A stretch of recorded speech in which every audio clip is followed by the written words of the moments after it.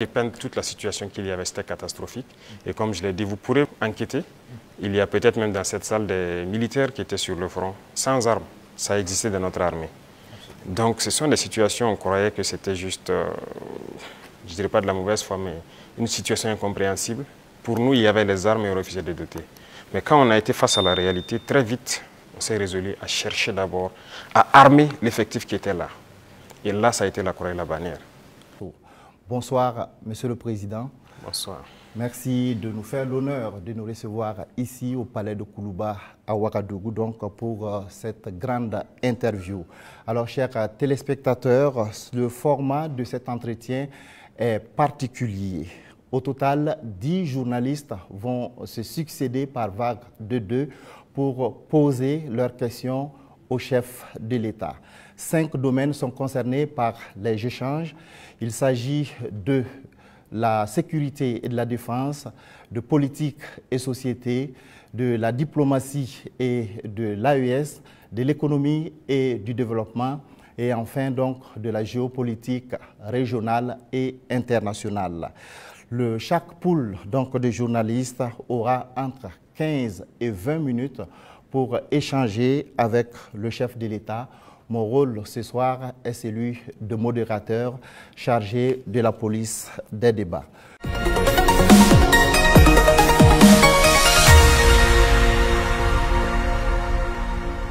Monsieur le Président, avec votre permission, nous recevons donc le premier groupe de journalistes. Il s'agit de Hervé Dapa de la télévision BF1 et Asmao Dao de la télévision C360. Bonsoir, chers confrères. Vous disposez de 20 minutes pour vous entretenir avec le chef de l'État sur les questions relatives à la défense et à la sécurité. Bonsoir, Excellence. Bonsoir. Alors, certains de vos détracteurs vous ramènent régulièrement une phrase, et cette phrase remonte aux premiers instants de votre prise de pouvoir, quand vous disiez que si tout est mis en œuvre, 3 mois suffiraient pour tendre vers la fin de la guerre. Et ces détracteurs disent aujourd'hui que 3 ans plus tard, la guerre n'est pas totalement terminée. Monsieur le Président, ce soir, que leur répondez-vous? D'accord, merci beaucoup. Et merci à tous d'être venus pour cette interview. C'est vrai, c'est ce que nous aurons souhaité, mais les choses n'ont pas été comme on le pense.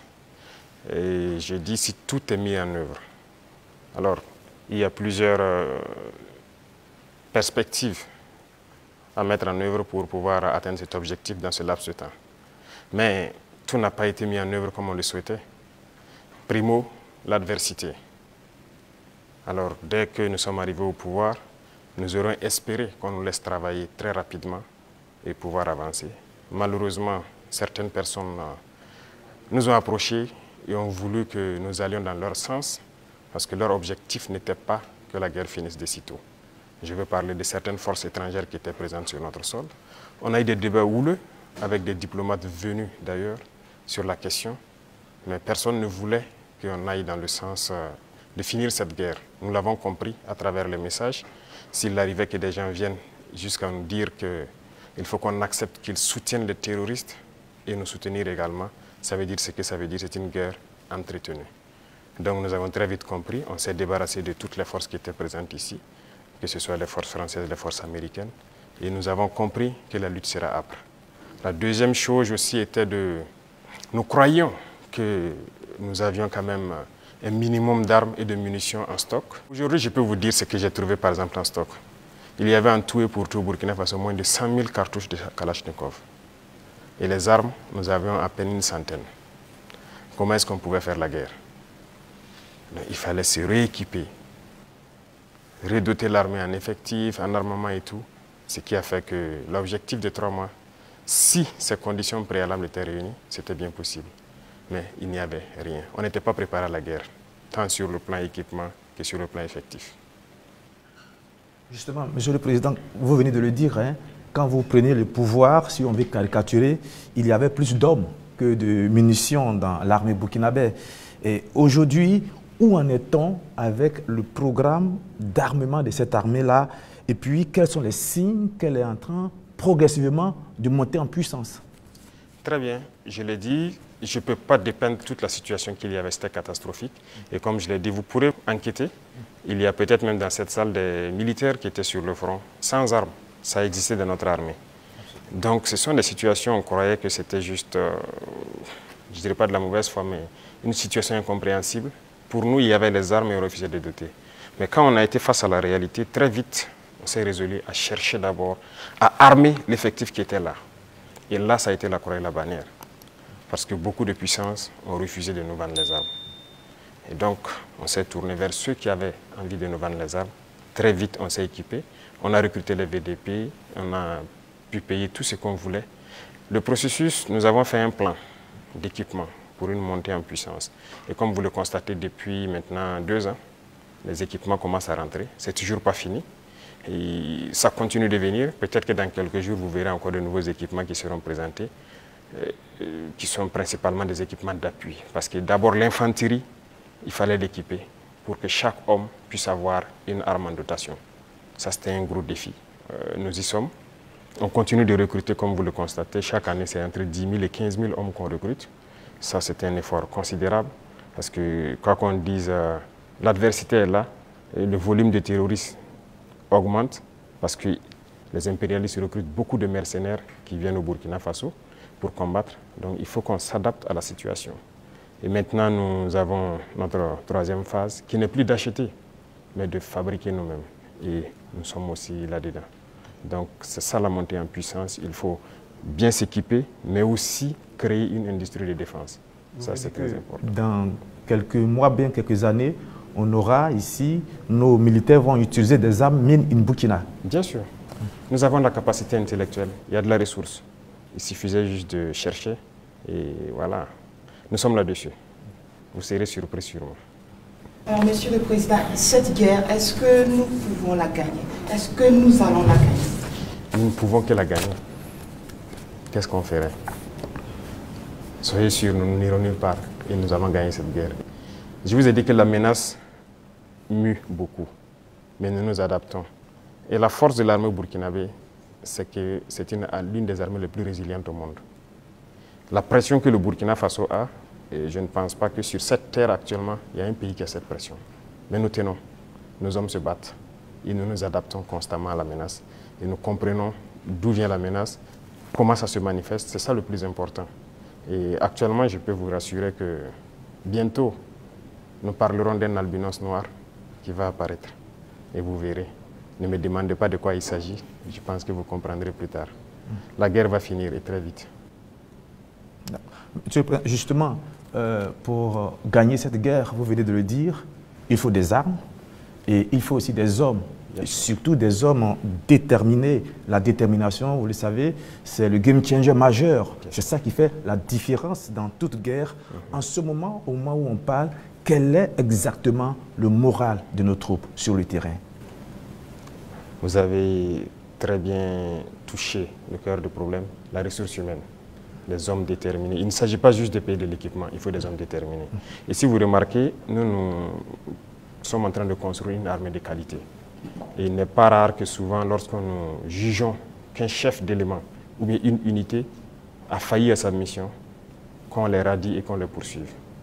C'est arrivé plusieurs fois et ça continuera comme ça. Si vous êtes engagé pour être militaire, vous devez accomplir la mission parce que la mission est sacrée pour nous. Et l'autre chose, c'est que malgré la pression, malgré les défis, les hommes continuent de se battre et ils sont très résilients.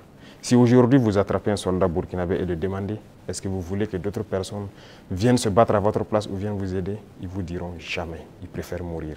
C'est à ce niveau que vous jaugez leur morale. Ils sont prêts, toujours prêts, malgré la situation.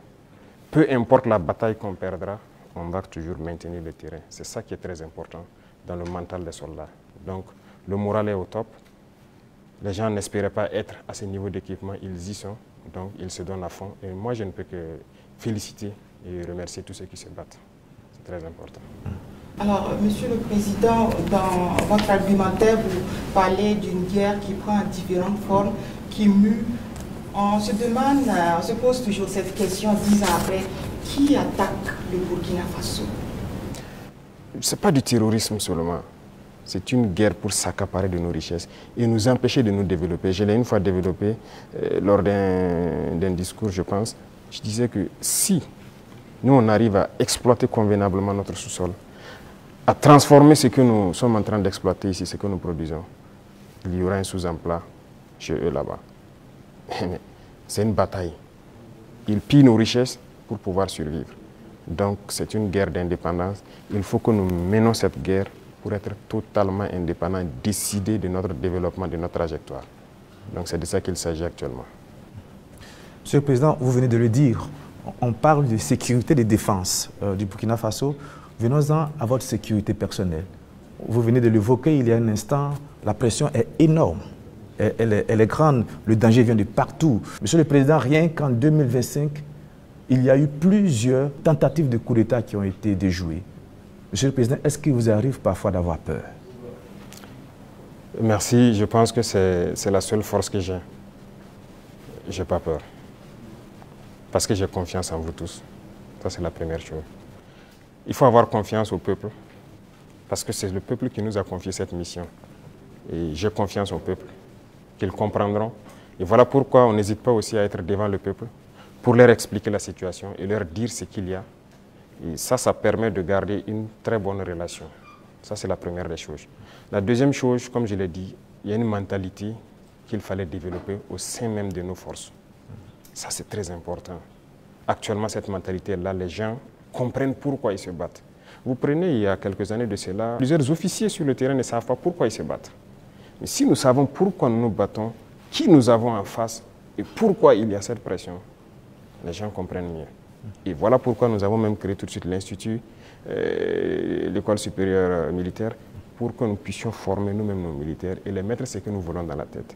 Retenez une chose, si vous laissez vos forces être formées par d'autres puissances, ils les mettent dans leur tête ce qu'ils veulent. Ils les endoctrinent comme ils le veulent et c'est plus facile de les manipuler. Mais ici au Burkina actuellement, c'est ce qui fait mal d'ailleurs à beaucoup de puissances impérialistes, ils n'arrivent pas à pénétrer notre armée. Tous ces bataillons qui ont été créés, tous ces hommes qui sont là, personne n'est venu d'ailleurs les former. Nous sommes bâtis sur notre expérience terrain et nous les avons formés. J'ai personnellement participé à des entraînements de certaines forces au tout début. Donc ça, c'est déjà une deuxième force. Et l'autre force est que si vous avez une mission, un objectif pour votre pays, vous ne devez pas avoir peur. Si vous avez peur, vous hésitez. Si vous hésitez, vous compromettez. Et une fois que la compromission est là, vous êtes foutu. Vous avez tout à l'heure énuméré un certain nombre d'éléments qui font que vous êtes rassuré. J'insiste parce qu'il y a l'histoire aussi. C'est l'histoire qui nous conduit. Ces forces impérialistes, elles sont réelles. En 1961, elles ont eu la peau de Patrice Lumumba en RDC. En 1972, elles ont eu la peau de Kwame Nkrumah d'une autre manière. Et puis en 1987, elles ont eu la peau de Thomas Sankara, toujours avec des ennemis internes et parfois avec la complicité de certains voisins. Vous savez ce qu'on dit, Monsieur le Président, le premier devoir d'un révolutionnaire, c'est de rester en vie pour continuer le combat. Monsieur le Président, est-ce que vous pouvez rassurer toutes ces personnes, tous ces hommes, ces femmes d'ici et d'ailleurs qui commencent à espérer que vous allez rester en vie? Ils manipulent toujours de l'intérieur, nous sommes très bien conscients.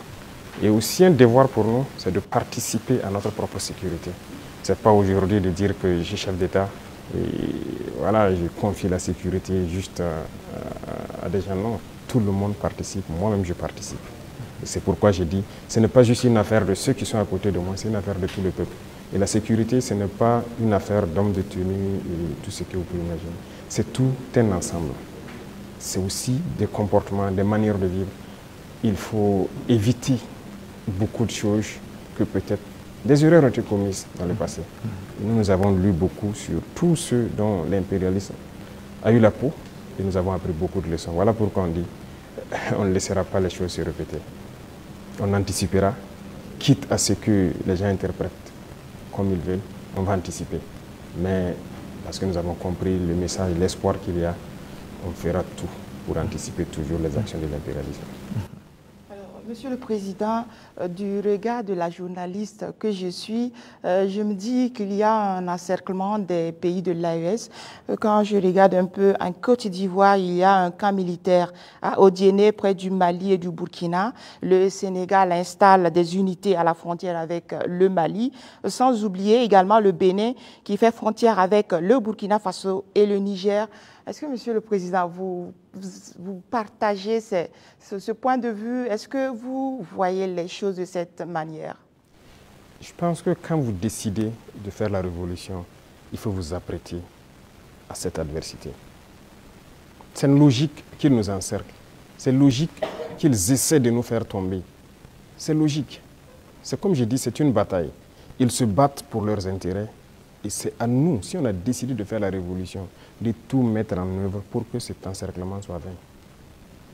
Vous voyez, l'Afrique, on a l'habitude de ne pas avoir d'abord une armée forte. Il n'y a pas d'État s'il n'y a pas d'armée forte. Mais bon, c'était le système. Comme je l'ai dit une fois aux couleurs, ils sont venus nous flatter. Non, il ne faut pas vous armer. Même dernièrement, je pense qu'il y a dans une interview un général américain qui l'a dit encore que nos pays n'ont pas besoin d'être militarisés. C'est leur conception. Nous sommes comme des enfants, c'est eux qui doivent venir s'asseoir, faire la sécurité pour nous. Et beaucoup de pays sont dans cette situation. Ils ne construisent pas d'armée. Et quand la situation arrive, c'est le chaos. Nous sommes en train de construire une armée forte. Voilà pourquoi j'ai dit on se bat en burkinabé et on se forme en burkinabé. Ça, c'est très important. Avant, c'est quoi? Chaque fois, les forces étrangères, tout le monde vient pour former vos soldats. On vous prend comme des moins que rien. Aujourd'hui, beaucoup de forces étrangères cherchent à venir s'entraîner avec nous. Vous n'allez pas imaginer. Les plus grandes puissances cherchent à venir s'entraîner avec nos soldats. Mais ce n'est pas juste l'entraînement. Ils veulent apprendre comment on fait, comment on procède, qui nous entraîne. Mais personne aujourd'hui ne sait comment les birs sont formés, comment on les entraîne, comment on les équipe. Pourquoi nous on croit que c'est les autres qui doivent venir nous former?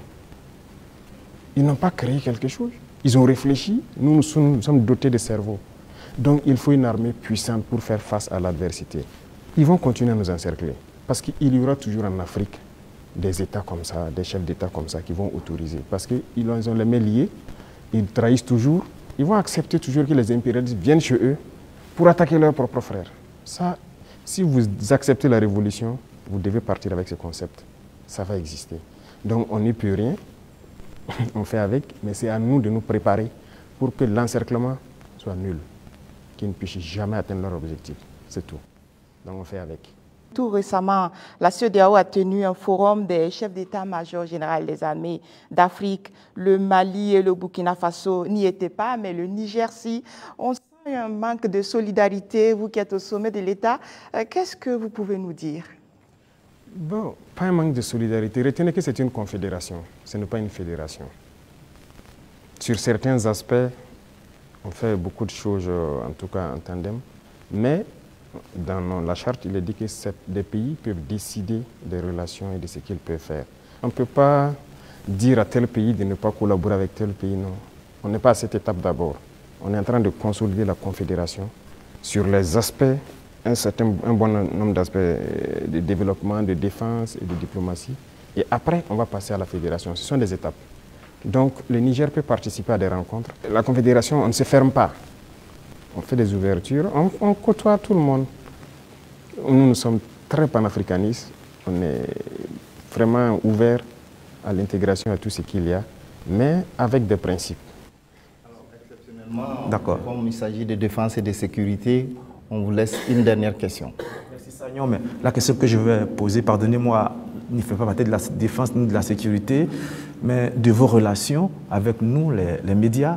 Monsieur le Président, est-ce que vous avez un problème particulier avec les médias, donc avec nous les journalistes? Je dis cela parce qu'on a l'impression qu'il y a eu un malentendu. Je parle des médias nationaux, pas des médias internationaux dont certains sont tombés dans la poubelle depuis un certain moment. C'est un fait. Et pas des médias nationaux. On a l'impression qu'il y a eu un malentendu au début et il y a quelque chose, un brouillard comme ça qui est là. Comment vous analysez la situation, Monsieur le Président? Vous savez que je ne suis pas hypocrite. Il y a eu un malentendu. Il y a eu un brouillard au début, mais aujourd'hui, je dois dire que je félicite beaucoup de médias pour leur travail professionnel. Il faut éviter de suivre le travail de l'impérialisme. Certes, beaucoup parmi vous ont été formés par eux. Hein. C'est ça, vous avez été à l'école du blanc, comme on aime le dire. C'est eux qui vous ont formé au journalisme.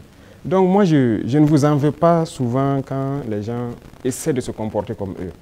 Mais je parle pour que les gens prennent conscience qu'il s'agit de notre patrie.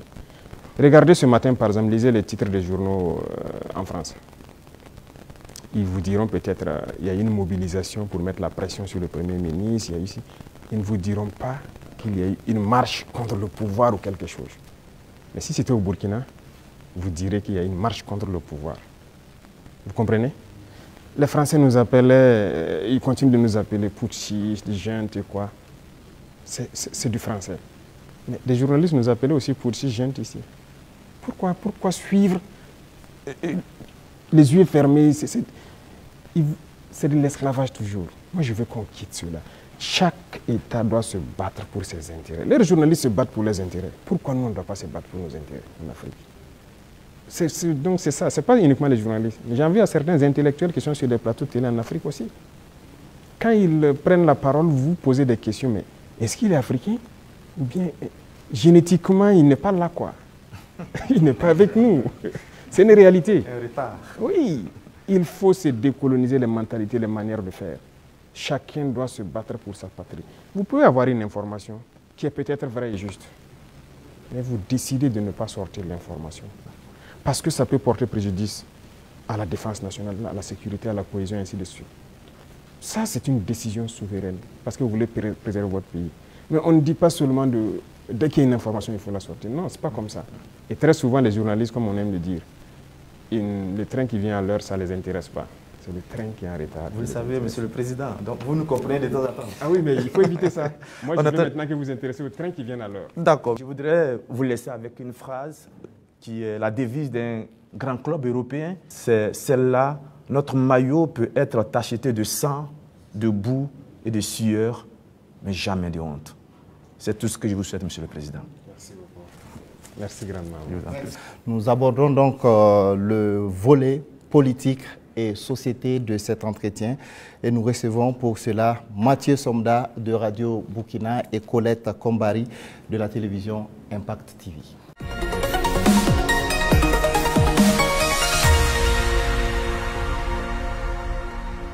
Bonsoir, chers confrères. Vous disposez également de 20 minutes pour échanger avec le chef de l'État sur la rubrique politique et société. Excellence, Monsieur le Président, 30 septembre 2022, 30 septembre 2025, bientôt 3 ans de gestion du pouvoir d'État. Quel bilan d'étape faites-vous en termes de mise en œuvre de votre vision et de votre orientation politique à travers la révolution progressiste et populaire? Il faut dire que nous avons pris le pays sur le volet sécuritaire avec une situation, mais aussi sur le volet économique, politique avec une autre situation. Retenez qu'il y avait beaucoup de réformes à faire. Tellement de réformes qu'on ne pouvait pas les énumérer en un coup. Et donc, nous avions une idéologie que nous avons commencé à mettre en œuvre, la révolution, jusqu'en avril dernier où on l'a proclamée officiellement. Et qui dit révolution, il s'agit de révolutionner tous les domaines de notre vie. Parce qu'on ne peut pas continuer à faire la même chose qui se passait et espérer avoir un autre résultat. Si nous étions dans la continuité, je pense que c'est mieux qu'on laissait les politiciens continuer leurs choses, mais nous avons voulu rompre. Et la rupture nécessite beaucoup d'engagement. Dieu merci, le peuple a compris, les gens ont compris qu'il fallait rompre. Que ce soit en termes de comportement, de pratique, que ce soit en termes de gouvernance, que ce soit en termes d'économie, de commerce et tout ce qui va avec. Et tous les jours, je peux vous dire qu'on continue de découvrir. Parce que le système qui était en place, et moi j'aime caricaturer pour dire que c'est comme un gros nœud que nous avons trouvé.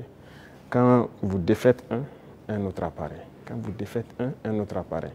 Donc il y avait beaucoup de maux dans notre société que nous sommes actuellement en train de résoudre. Et Dieu merci, je peux dire que plusieurs choses ont été lancées. Et le bilan, pour moi en tout cas, c'est satisfaisant, même si je pense qu'on peut faire encore plus d'efforts. Voilà. Et si vous souhaitez, domaine par domaine, vous pourrez me poser des questions, parce qu'il y a beaucoup de choses qui ont été entamées. Excellence, la révolution populaire progressiste, il y a eu des explications certes, mais des Burkinabés veulent davantage comprendre quel est le contenu de cette révolution. Le contenu exact, comme je l'ai dit une fois, je ne le dirai pas. Si vous permettez à tout le monde de connaître les détails de ce que vous voulez faire, on peut anticiper sur votre action. Mais nous avons dépeint voilà, les gros points pour que les gens puissent comprendre où nous allons. Alors, si vous remarquez, dans le modèle même de gouvernance, la lutte contre la corruption et la bonne gouvernance, il y a d'abord l'exemple que les gouvernants doivent donner. Et comme je dis, vous ne pouvez pas être là, une catégorie de Burkinabés, parce qu'on vous a confié des postes. Vous, c'est le choix entre les bons whisky et les bons champagnes, pendant que des femmes meurent en allant chercher l'eau à la rivière, elles se noient ou quelque chose, ce n'est pas possible. Donc, il y a cette idéologie-là qu'il faut avoir pour pouvoir avoir une société de justice. Tout le monde doit pouvoir avoir accès, par exemple, à l'eau potable. Vous ne pouvez pas, vous, manger comme vous voulez, faire le choix des repas et jeter ce que vous voulez à la poubelle, pendant que d'autres ne peuvent pas avoir un seul repas. C'est ce qui nous a amené à lancer des initiatives dans l'agriculture, par exemple. Parce que notre population est en majorité agricole. Mais pendant longtemps, on se rend compte qu'ils sont délaissés. Ce n'est pas nos terres qui sont pauvres, ce n'est pas qu'ils n'ont pas la capacité de travailler. Mais il fallait les donner aussi ce souffle-là, ce qui nous a amené à créer des initiatives. Aujourd'hui, je pense que le plus important pour moi, lorsque vous rentrez dans les campagnes et que vous posez des questions aux cultivateurs, ils peuvent vous dire que franchement, voilà, ils se sentent bien maintenant. Ils cultivent, il a de quoi se nourrir, et le surplus, il le revend. Généralement, la Sonagès qui paye, qui fait un stock de sécurité. Et lorsque dans certaines zones ou dans certaines périodes, il y a des soucis, ils le ressortent, ils le vendent à prix bien subventionné, accessible de tous. Donc ça, c'est très important. L'idéologie de révolutionner beaucoup de domaines, quand on prend le domaine même des finances publiques, alors on est en train de digitaliser beaucoup de paramètres, avec beaucoup de difficultés, parce que les gens n'aiment pas ça. Bientôt, par exemple, on va lancer la facture électronique. Déjà, quand on a émis l'idée, mais beaucoup de grands opérateurs sont opposés à cela. Pourquoi ils ne veulent pas la transparence? Parce qu'on a habitué les gens à la tricherie, à voler. C'est comme une norme. C'est ce qui est installé, donc il faut changer tout ça. Sur le plan des infrastructures et beaucoup de choses, le domaine des marchés publics et tout ce qui va, c'était d'ailleurs le domaine le plus corrompu. Voilà, vous êtes un entrepreneur, vous venez nous voir, on vous donne le marché, vous surfacturez, et après on se donne quelque chose à l'arrière. C'est ça la règle d'or. Et donc quand quelqu'un même vient avec cette idée, vous êtes exclu d'office. On ne vous permet pas. Et si on laissait continuer dans cela, je ne pense pas qu'on puisse s'en sortir. On ne pourrait pas payer des armes, parce que, comme je l'ai dit, si vous ne faites pas des économies d'échelle, vous ne pouvez pas vous équiper. Vous ne trouverez pas une seule banque dans le monde où vous partirez prendre un prêt pour payer des armes. Ça n'existe pas. C'est avec vos fonds propres que vous pouvez vous équiper. En tout cas, nous, on n'a pas eu cette occasion. Et si quelqu'un en connaît, peut-être qu'on est preneur. Et tout ce qu'on est en train d'acquérir, je vous ai dit une fois le montant, ce sont des milliards de dollars. Hein. Comment on fait? Où on a puisé l'argent? Mais cet argent était là. Il fallait assainir le domaine des finances, le commerce et tout ce qui va avec. Et le fonctionnement de nos sociétés d'État, vous avez pu remarquer cette année les résultats de 2024 qui sont au-delà. 2025 est encore meilleur que 2024. Je prends le domaine des hydrocarbures où dès 2023, nous avons fait d'énormes progrès. Avant, c'était des subventions de l'État. Ça veut dire qu'on collectait encore des impôts pour subventionner la société, pour payer le surplus, le manque à gagner et tout ça. Mais maintenant, la société n'est plus dans cette situation. On a épongé toutes les dettes de la société et elle commence à faire des marches. Mais c'est parce qu'il y avait la corruption dans le milieu. Donc il y a tellement de situations, je ne peux pas tout citer. Et donc il faut révolutionner ce domaine aussi par la digitalisation et tout ce qui va avec. L'administration en gros, tout est en train d'être digitalisé pour que les gens n'aient plus accès à l'argent liquide qui circule et que les choses soient transparentes. Vous qui demandez le service, vous savez à quoi ça correspond et vous savez où votre argent part. Les infrastructures, vous êtes témoins aussi, qui sont vraiment un problème crucial. On est en train de révolutionner tout.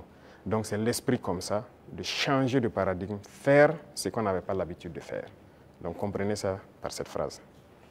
Excellence, Monsieur le Président, on est entré dans la révolution progressiste et on y va. mais il y a cette tranche de la population, le politique, qui œuvrait avant. Quelle peut être la place donc de ce politique actuellement dans cette révolution? Je ne vais pas être hypocrite encore. Si c'est cette mentalité politique, ils n'ont pas de place dans la révolution. C'est opposé. Regardez comment le Burkinabé était. Puisque pendant 27 ans, bon, plus de 27 ans de règne de Blaise et même le pouvoir du MPP, ça continue dans la même politique. Et cette politique, notre génération est née dedans. Donc on est né et les gens ont grandi avec une mentalité. Si tu ne connais pas quelqu'un, tu ne peux pas avoir accès à certains services. Ce qu'on appelle les deals. Tout le monde a évolué avec cet esprit de deal, de corruption, de tout. C'est dangereux, mais c'est la politique qui a mené ça. Parce qu'il y a des entrepreneurs politiques, vous avez entendu parler de ça. Les jeunes qui se lèvent parce qu'ils savent parler, ils savent flatter. Et c'était quoi la politique? C'est quoi la politique en Afrique? Il faut dire la vérité. Quelqu'un qui a l'art de mentir, de tromper, de flatter. Vous voyez tous les vices. Si vous regroupez tous les vices, vous êtes un bon politicien. C'est la réalité. Nous, au village, quand on voit quelqu'un qui est un trompeur, il ne dit pas la vérité, on dit, lui, là, c'est un politicien. C'est comme ça qu'on disait. Donc, il faut que cette mentalité change. Beaucoup ont changé. Beaucoup ont compris, ont changé et marchent avec nous. Maintenant, ceux qui veulent rester dans leur radicalisme politique ancienne, là, ils n'ont pas de place. Ça, on ne va pas se mentir. Sinon, qui ne faisait pas la politique au Burkina? Mais c'est le même peuple. Mais c'est parce qu'on a parlé, ils ont compris, et par les actions, ils voient, ils ont compris, que les gens commencent à changer de mentalité.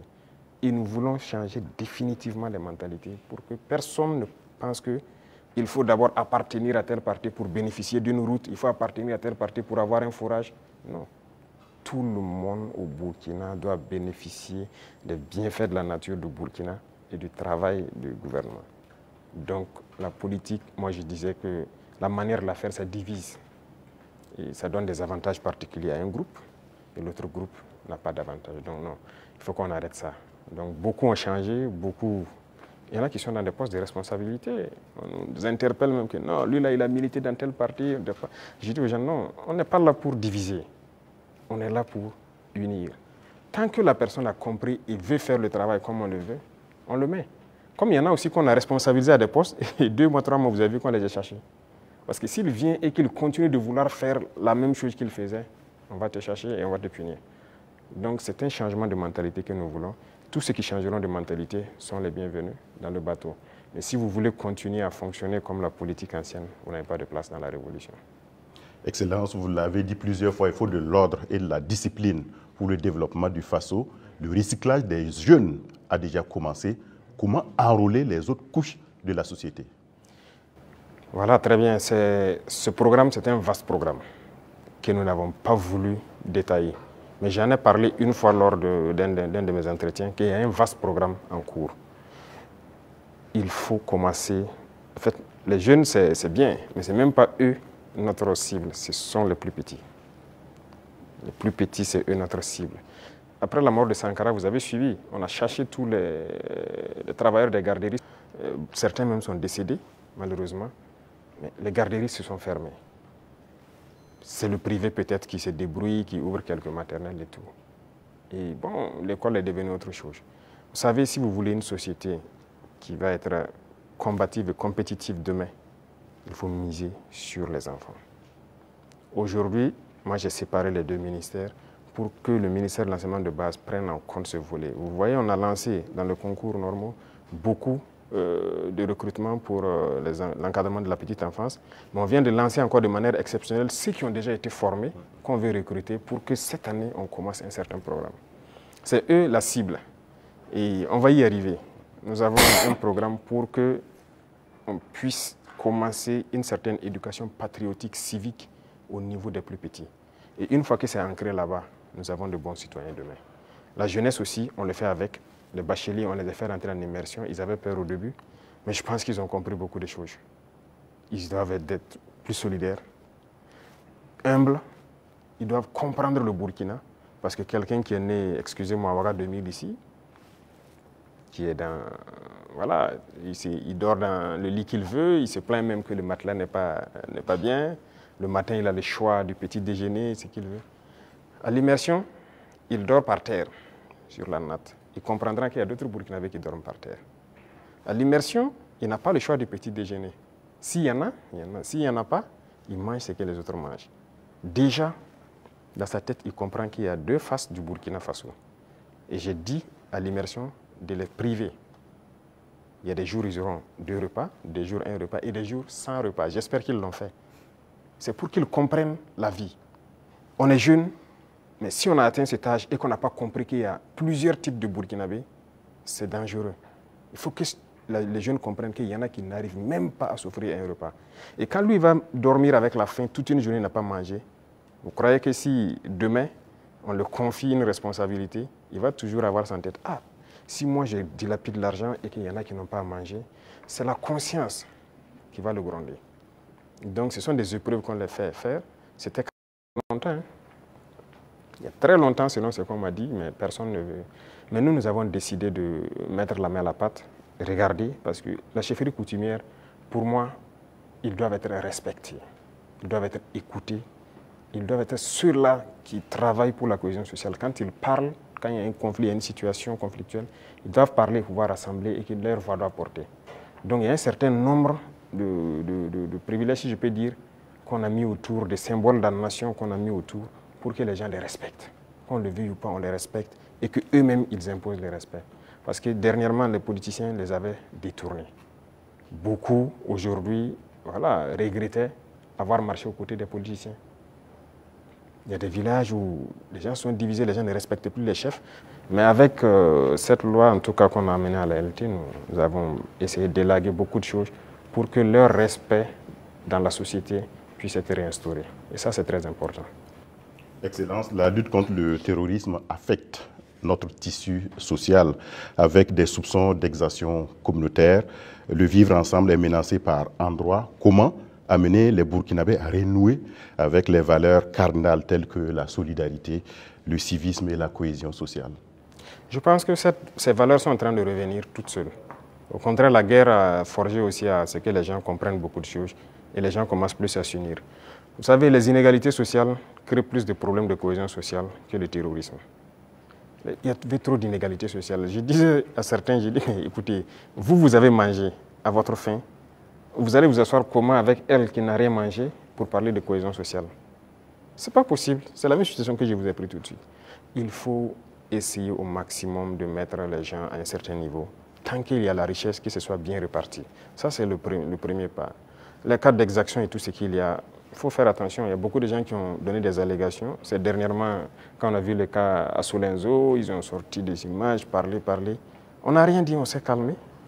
Quand ils ont fini de chanter, on a montré les civils qu'ils disaient que les forces ont tués ont été transportés jusqu'à Ouagadougou ici, mis en sécurité.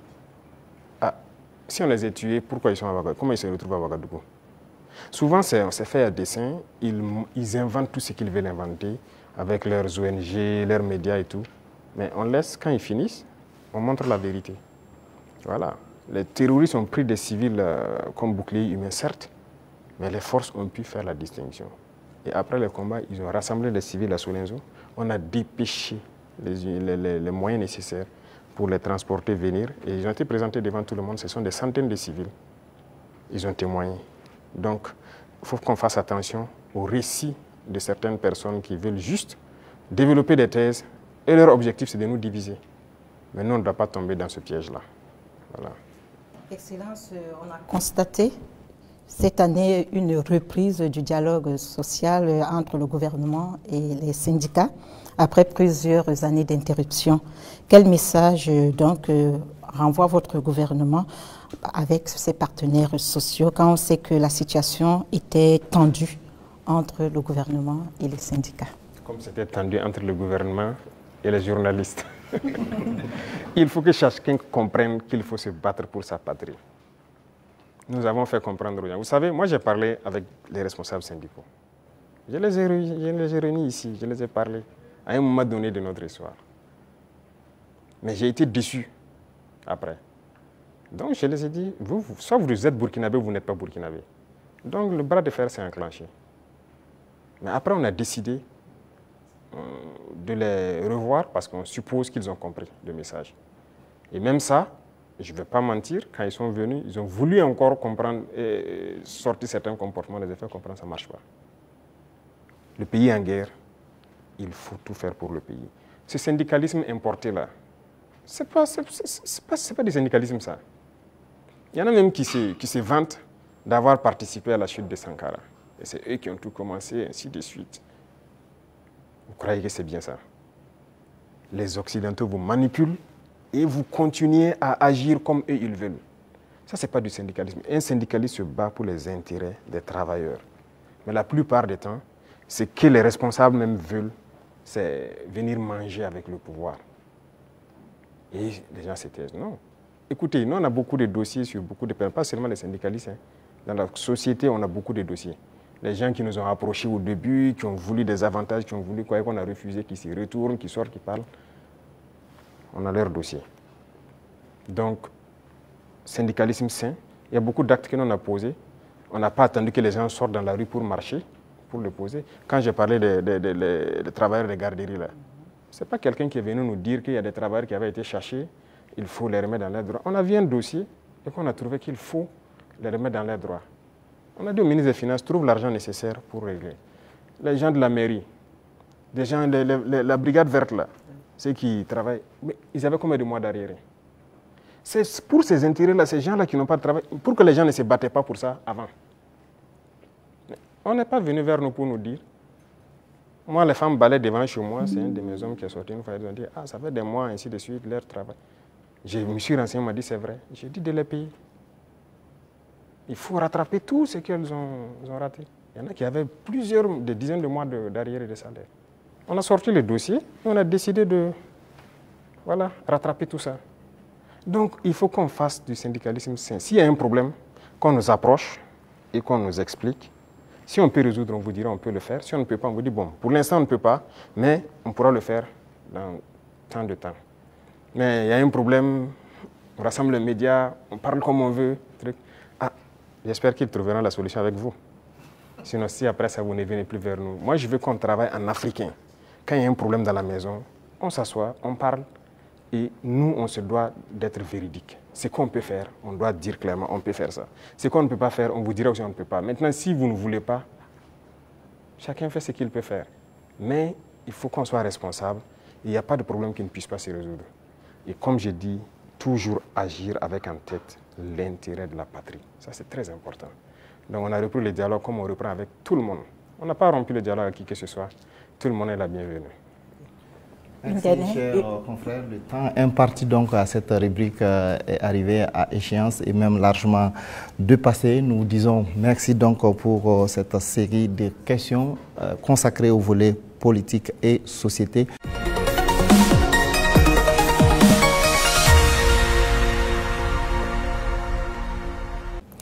Monsieur le Président, les préoccupations relatives à l'économie et au développement sont portées par Soumaïla Rabo de Savane Média et Jean-Marie Toé des éditions Sidoya. Bonsoir, chers confrères. Vous disposez également de 20 minutes pour vous adresser au chef de l'État. Bonsoir, Monsieur Sayon. Monsieur le Président, malgré la crise sécuritaire et la conjoncture internationale, l'économie burkinabé se porte bien. Avec 1,5 de progrès sur le taux de croissance économique en 2024. On sait que l'amélioration de la situation sécuritaire y est pour beaucoup, mais aussi l'agriculture et le secteur des services. Qu'est-ce qui est fait par le gouvernement dans l'immédiat pour permettre à l'économie nationale de continuer sur cette lancée? D'accord, merci. Je vois que ce sont des chiffres macroéconomiques.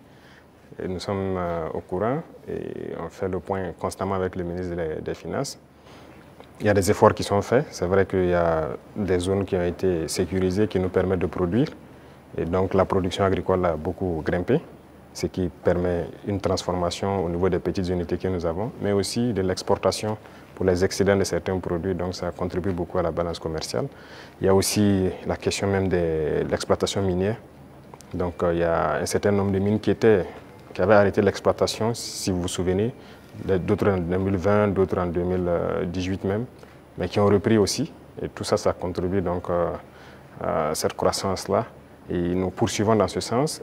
Et actuellement, si vous voyez par exemple le secteur minier, la tendance du gouvernement, c'est d'exploiter notre or nous-mêmes. Donc il y a des mines qu'on vient de reprendre le contrôle et on continuera à reprendre le contrôle petit à petit ou à co-exploiter avec les sociétés qui sont déjà là. Parce que la règle c'était quoi? Quelqu'un vient, il prend le permis, il l'exploite, 10% au gouvernement et le reste c'est pour lui. Et d'ailleurs 10% on n'a pas de contrôle. Donc tout ça, actuellement on est en train de reprendre le contrôle vraiment pour s'assurer qu'est-ce qu'il sort de notre sous-sol et prendre aussi une part importante. Donc tout ça contribue donc à la croissance économique, vu aussi les initiatives qu'on a lancées dans le domaine agricole. Beaucoup d'autres spéculations ont été donc financées et ça permet en tout cas une bonne croissance. Mais pour moi, le plus important, c'est quand souvent le ministre des Finances apporte les chiffres, il dit bon, c'est très bien, mais j'envoie quelqu'un, va au marché, tu vois, c'est ce qu'on appelle Anampa Moré. Ça coûte combien une boîte de maïs, ça coûte combien une boîte de mil. Et va aussi dans tel, je prends les informations. Si le coût a baissé, on sait qu'il y a un impact sur la population. C'est ça qui est le plus important. Donc ce travail, on le fait constamment et les services de renseignement même sont mis à contribution pour qu'on ne dise pas un chiffre macroéconomique qui a une croissance de voilà, 1,5, mais qu'il n'y ait pas d'impact au niveau donc, des couches vulnérables surtout. Donc on continuera cette progression s'il plaît à Dieu. Monsieur le Président, si la volonté c'est de soulager davantage le panier de la ménagère et améliorer le pouvoir d'achat du consommateur, peut-être qu'il faut regarder du côté de la SONABI, la Société nationale burkinabé d'hydrocarbures, que vous avez trouvé déficitaire en fin 2022 et qui est aujourd'hui pratiquement surliquide, parce que c'est la championne des sociétés d'État. C'est la moitié des bénéfices de 2024 réalisés par les sociétés d'État. Est-ce qu'il ne faut pas maintenant diminuer le prix du carburant? D'accord, merci. Je pense que c'est une des questions que les gens peuvent se poser.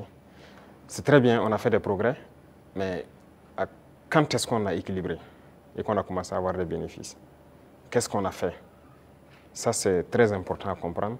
Et l'autre chose, c'est que est-ce que ces bénéfices ne participent pas à quelque chose d'autre au profit donc, des populations? Je prends un exemple. On est en train de créer des brigades de construction des routes au niveau de chaque région. Vous voyez notre réseau routier? Déjà, ce qui est existant est dégradé, même la RN1. Si vous quittez ici jusqu'à surtout la zone de Kokologo et tout ça, c'est carrément dégradé. Ça veut dire qu'on a un besoin important d'investissement donc, dans le secteur des infrastructures routières.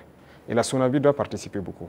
Je viens de leur confier cette nouvelle mission parce que le carburant qui va ravitailler les différentes brigades, même le bitume et tout ça, la SONABI va devoir s'en charger. Si on baisse, le rythme va baisser. Mais vous voulez qu'on aille vite ou pas? Et il y a aussi une question de, je ne dirais pas de comparaison. Vous voyez, le carburant se retrouve moins cher au Burkina que certains pays côtiers. Nous, on part chercher le carburant là-bas, on fait le transport jusqu'au Burkina, mais c'est moins cher par rapport à ces pays. Vous pouvez expliquer ça? Si on doit monter à leur niveau, on fera beaucoup de marge. Et là même, je peux vous dire qu'on pourra bitumer beaucoup plus de routes qu'on le pense. Mais on garde toujours comme ça parce qu'on veut aller vite. Aujourd'hui, vraiment, il faut remercier le peuple et les amis du Burkina Faso. Beaucoup de gens contribuent, par exemple, la façon Mebo pour embellir les villes, pour faire les routes et tout ça. Mais à un moment donné, le gouvernement aussi, d'abord, a commencé par financer, mais on va devoir financer pour que le rythme continue. Donc c'est une symbiose entre nous et le peuple. Et je pense que s'ils comprennent l'effort qu'on fait, là où leur argent part, les gens doivent comprendre que bon, on peut rester sur cette ligne. Quand on atteindra un objectif donné, on va pouvoir baisser, ça c'est logique. Personne ne va être riche et vouloir que ses enfants vivent dans la misère, si je peux dire ainsi. Donc les richesses seront partagées, mais nous avons du retard et on doit rattraper le retard. Tout de suite, par exemple, je vous disais qu'on ne peut pas continuer à payer l'équipement militaire, il faut qu'on produise. Et pour produire, vous avez besoin de construire des usines. Vous n'irez pas quelque part demander un prêt pour construire une usine de ce genre. Non, personne ne va vous donner ça. Même les équipements qui constituent même l'usine, personne même ne va vous vendre. Donc ça, c'est à l'interne. Il y a beaucoup de choses qu'on fait On ne vous donnera pas de prêt pour ça. Et regardez tous ces équipements de façon merveilleuse, quoi. C'est combien de milliards? Ce n'est pas le prêt de quelqu'un, c'est l'argent du contribuable. Donc ce sont des choses, nous-mêmes on a souhaité, pour aller vite. Vous croyez que si j'avais un prêt de 200 milliards en 2023, moi j'équipais tout le Burkina Faso en 2023? Mais personne ne veut vous donner des prêts sur ce volet-là. Donc finalement, c'est l'argent du peuple qui équipe le peuple. Donc il y a beaucoup de domaines, on le fait nous-mêmes. Et donc ça a besoin d'un minimum de sacrifices. Quand on va atteindre le niveau, ne soyez pas surpris. Dès qu'on se sentira que voilà, on peut le faire, on va le faire. Alors, Excellence, dans le secteur des infrastructures, avec l'ONBA, Faso Mebo, tout comme dans les industries avec Faso Kosam, les usines de tomates, la SM Sosico, les mines, l'État est de plus en plus présent. Est-ce que l'État n'est pas en train de se substituer au privé?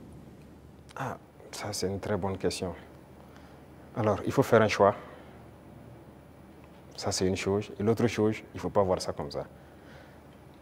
Le privé a toujours des domaines d'activité. Mais il faut avoir cette capacité de s'adapter. Il y a des choses qui doivent revenir à l'État. Mais c'était donné au privé. Pourquoi? Bon, nous, on n'a pas d'élection à financer, on n'a pas de compte à ouvrir ailleurs pour sécuriser quoi que ce soit. Ça ne nous intéresse pas tout ça. Donc, ça fait que nos rapports avec le privé sont de plus en plus sains. Chacun fait ce qu'il doit faire, paye ses impôts qu'il doit payer. Et nous les disons chaque fois de s'adapter. Quand on prend le secteur minier, moi j'ai rassemblé les opérateurs, je les ai dit, investissez dans les mines. Beaucoup n'ont pas compris. Il y a un en tout cas qui a commencé à investir. Et je pense que dernièrement, je l'ai reçu, on a dit que moi je l'ai ouvert les yeux, qu'il ne savait pas qu'il y avait l'argent là-bas. Pour lui, c'est l'import-export. Il dit l'import-export, vous ne faites que sortir nos devises. Et le peuple ne travaille pas. Ça, c'est un exemple. Donc, il est en train de se muter un peu. Moi, le ministre de l'Agriculture, vous vous souvenez, il a fait des sessions à Bobo, il a rassemblé les opérateurs économiques quand on voulait lancer les Bagré-Pôles et tout ça, la relance de l'activité, l'offensive. Mais je peux vous dire aujourd'hui, personne n'a investi. J'ai dit d'accord, j'ai fait faire le point de bilan de l'offensive, puisque nous sommes en 2025. Au ministre, et la part que le privé devait prendre pour investir dans nos pôles de croissance, je lui ai demandé quels sont les privés qui ont pu investir dans la terre et tout ça. Il dit personne. C'est ceux qui étaient déjà dedans, les producteurs de semences, ces trucs qu'on a d'ailleurs encouragé, les coopératives, c'est eux qui ont continué. Mais les grands opérateurs, je lui ai dit, oui, il ne faut personne. Il dit d'accord, très bien. Ne soyez pas surpris que demain je dise, personne ne prendra de l'argent pour amener à l'extérieur pour payer du riz venir. Vous investissez pour cultiver le riz. Il faut savoir muter. Il faut savoir s'adapter à l'idéologie de ceux qui dirigent. Donc le secteur privé aura toujours quelque chose à faire. Mais il faut s'adapter au contexte.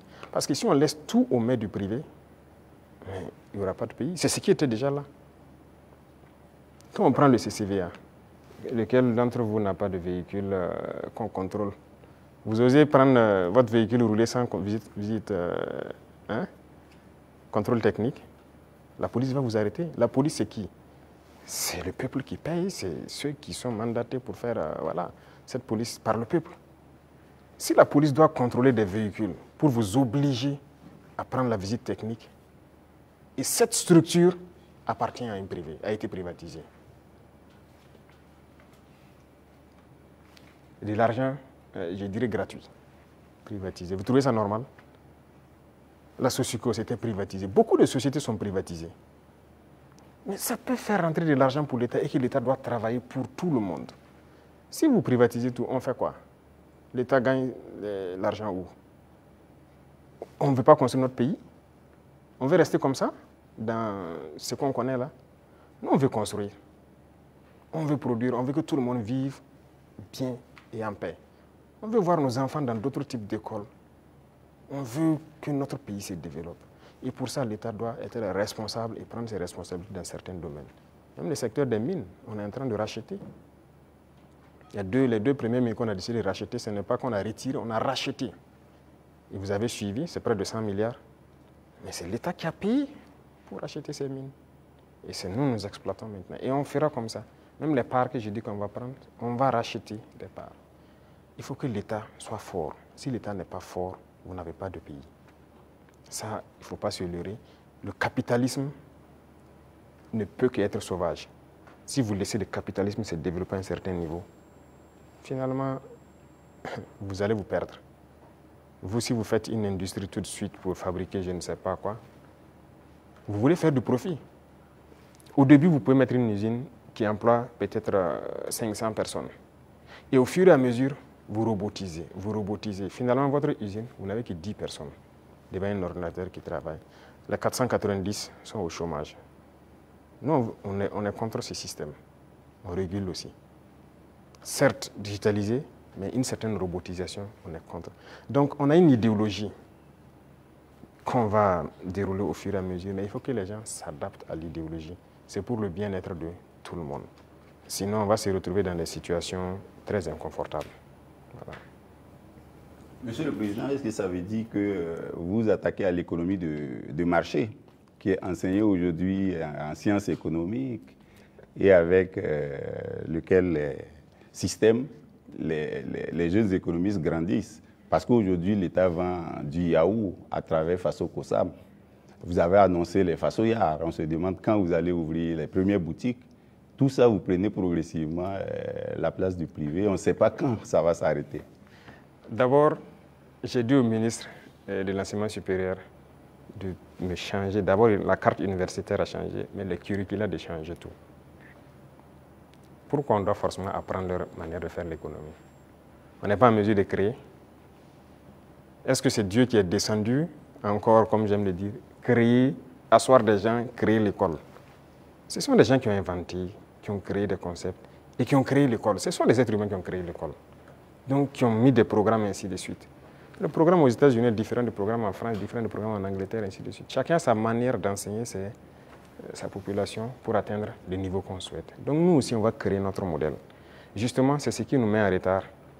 Malheureusement, notre modèle d'école n'est pas bien. On a pris pour les autres, adapté, et finalement, on forme quoi? Ok, on forme beaucoup d'économistes dans ce concept. Est-ce que ça marche? Est-ce que ça marche? Ok, nous, on est en train de changer de système. Est-ce qu'on fait des progrès ou pas? C'est là la question. C'est toute la question comme ça. Il a parlé de l'ONBA, de trucs. Il y a des barrages qui étaient endommagés depuis des décennies, ensablés ou quoi. Cette saison, l'eau est dedans. C'est par notre système qu'on est arrivé à remettre en œuvre ces barrages-là. Les populations vont produire, pendant la saison pluvieuse, vont produire toute l'année et ils sont bien contents. Et ils ont de l'eau potable aussi, à travers l'ONEA, par ces barrages-là pour boire. Et on va continuer comme ça. Est-ce qu'on fait ça ou bien on s'assoit, on dit non, tout doit être pour le privé?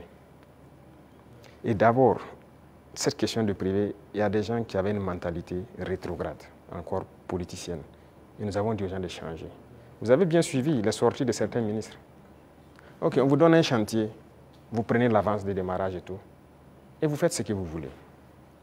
On vous donne un chantier de bas-fond. Dans le contrat, vous devez finir en mai pour que les paysans puissent accéder au bas-fond et puis cultiver. Vous prenez votre avance et vous vous baladez, vous faites ce que vous voulez. En avril, on passe, on regarde, vous n'avez rien fait. Vous dites non, non, non, vous partez à votre rythme, c'est comme ça. On vous contraint, vous finissez le bas-fond. Il y en a qui ont travaillé, il y en a même qui travaillent de nuit jusqu'à aujourd'hui pour atteindre les objectifs. Pas qu'ils ne peuvent pas, mais c'est une mentalité. Et tant que le privé aura cette mentalité, ça ne va pas marcher. Moi, je vous ai dit qu'on a près de 1000 ans de retard même. Il faut rattraper. On est dans les années 1000, à la rigueur 1800. Il faut rattraper le retard, mais on ne peut pas continuer avec cette mentalité. Donc, on invite les gens à changer et à s'adapter. Vous parlez des yaourts, par exemple. Est-ce que le marché est saturé? Non. On importe. J'aimerais voir les privés rentrer dans le yaourt. Pourquoi on n'importe plus? Nous avons pris des textes pour dire que lorsque quelque chose se produit au Burkina Faso, pour pouvoir importer, il vous faut une autorisation spéciale d'importer. Ce qui stipule que vous devez payer ce qui est à l'intérieur. Lorsqu'il y a le manque maintenant, on vous autorise à importer. Voilà pourquoi les gens sont en train, vous voyez que beaucoup de privés sont en train d'ouvrir des usines et tout ça. Et si on ne passait pas par cette méthode, comment on va faire? Il y a le grand moulin du Faso qui est là. Bon, il faudra qu'on est en train de restructurer tout ça. Mais parallèlement à ça, on a obligé les grands importateurs à ouvrir des moulins. Moi-même, j'ai été inauguré la dernière fois de l'autre côté. C'est l'un des plus grands importateurs. Quand on a dit on va suspendre l'importation, mais il n'était pas content, il a tout essayé. On a dit c'est ce qu'on va faire. Soit vous adaptez, ou bien l'État va prendre en compte. Mais ils le font. Mais est-ce qu'on arrive à satisfaire? Il y a la place. On a de la population, on a un grand marché, un marché immense, au Burkina et en Afrique. Mais les gens n'ont qu'à s'adapter, produire. Donc il y aura toujours de la place. Ne pensez pas que forcément on a pris la place du privé, non. Il y a la place. Vous allez ouvrir les façonnières. Si, c'est nécessaire pour réguler, parce qu'il y a cette mentalité de toujours entraîner la spéculation de certaines personnes. Non, c'est dangereux. Dernièrement, vous avez suivi le cas des motos. Malheureusement, c'est quand il y a eu la situation, on s'est rendu compte que ce n'était même pas un marché régulé. Donc rapidement, on a dû voir comment on peut réguler ce marché pour que l'importation soit suivie. Comment quelqu'un part importer des motos et il vous dit qu'il n'a pas de facture d'achat? Puisque le ministère a besoin de la facture d'achat pour voir tout ce que vous avez payé comme douane et quoi, et vous fixez une marge à ne pas dépasser. Mais il dit qu'ils n'ont pas de facture. Donc il part payer, il vient, il fixe le prix qu'il veut et il revend aux populations. Donc lui, il s'enrichit. Et les autres s'appauvrissent. Et généralement, quand les gens s'enrichissent, qu'est-ce qu'ils font? S'ils buvaient la braquina ici, ils ne boivent plus la braquina, c'est le champagne qu'ils cherchent. C'est l'argent qui sort. S'ils roulaient sur peut-être, je dirais, une petite cylindrée, ils cherchent maintenant une V8. Le carburant qui est subventionné par l'État, c'est ça, c'est l'argent qui sort. Donc il faut qu'on réfléchisse à l'économie. Qu'est-ce qu'on fait? Il ne faut pas laisser sortir des devises. Vous dites que vous voulez la monnaie et vous voulez continuer pour qu'on se comporte comme ça. On ne peut pas se comporter comme ça. Voilà pourquoi l'État est en train de reprendre le contrôle. Si demain, les gens s'entendent, on nous a fait des chantages. Hein. Quand on a essayé de régler un peu à la douane, il y en a qui nous ont dit que si on fait comme ça, il y aura pénurie de riz. J'ai dit, OK, faites la pénurie de riz, vous verrez ce que nous on va faire. Et si demain, des gens veulent s'entendre pour faire pénurie de riz, c'est nécessaire que l'État prenne en compte l'importation de riz. On est prêt à tout. Il faut que les gens changent de mentalité. Allez doucement, cherchez votre intérêt aussi petit soit-il, mais permettez aux autres Burkinabés de vivre et de ne pas les appauvrir. Monsieur le Président, on vous a vu à Lumbila auprès des femmes agricultrices, les accompagner, les soutenir. Mais au-delà de ça, qu'est-ce que vous faites pour donner davantage d'opportunités de gagner des revenus aux femmes du Burkina qui alimentent la petite économie dans les quartiers, dans les villages? Oui.